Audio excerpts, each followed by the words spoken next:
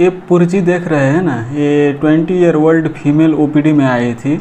उनको क्या समस्या थी कि कमजोरी होना, पूरे शरीर कमजोरी था, पाल्पिटेशंस होती थी, पोस्ट प्रैंडियल फुलनेस होती थी, खाना खाने के बाद वकवकी जैसा आने, उल्टी होना जैसे, और काफ मसल जो होती है उसमें दर्द होना, चक्कर जैसे लगना, और वेट लॉस भी था।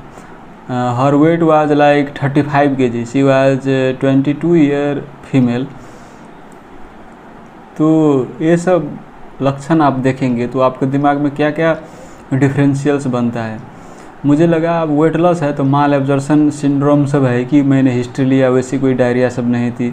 उसके बाद ऑटोइम्यून फीचर सब भी है कि मैंने पूछा, जैसे जॉइंट पेन, हेयर फॉल, वो सब नहीं था, मैलर रैश सब नहीं था।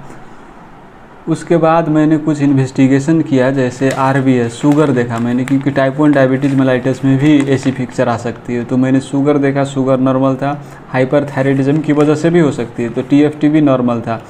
उसके बाद मैंने वेट लॉस भी है, अब लंबी समय से है, कमजोरी है, तो ट्यूबरकुलोसिस सब भी हो सकती है, HIV हो सकती है। तो मैंने चेस्ट एक्सरे, HIV सीरोलॉजी किया, वो भी नॉर्मल था।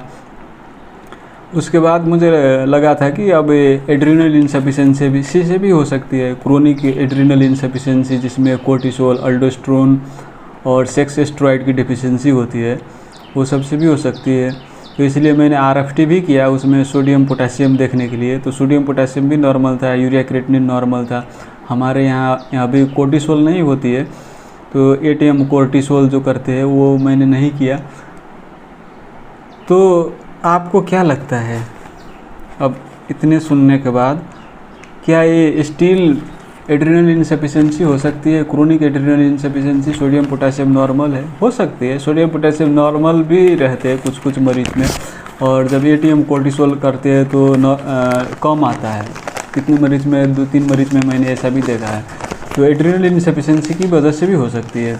अब वो प्राइमरी एड्रिनल इनसफिशिएंसी या फिर सेकेंडरी एड्रिनल इनसफिशिएंसी भी हो सकती है, लेकिन मुझे सेकेंडरी एड्रिनल इनसफिशिएंसी नहीं लग रही है, क्योंकि TSH नॉर्मल थी। सेकेंडरी एड्रिनल इनसफिशिएंसी लगभग होती तो TSH भी कम आनी चाहिए थी, क्योंकि पिट्यूटरी नहीं सेक्रेट करती है ना TSH भी, तो होगी तो प्राइमरी एड्रिनल इनसफिशिएंसी होगी।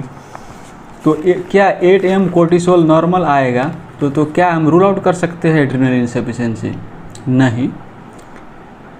कभी कभी इनडिटर्मिनेट आ जाती है, उस वक्त हमें ACTH स्टिमुलेशन टेस्ट भी करना पड़ता है।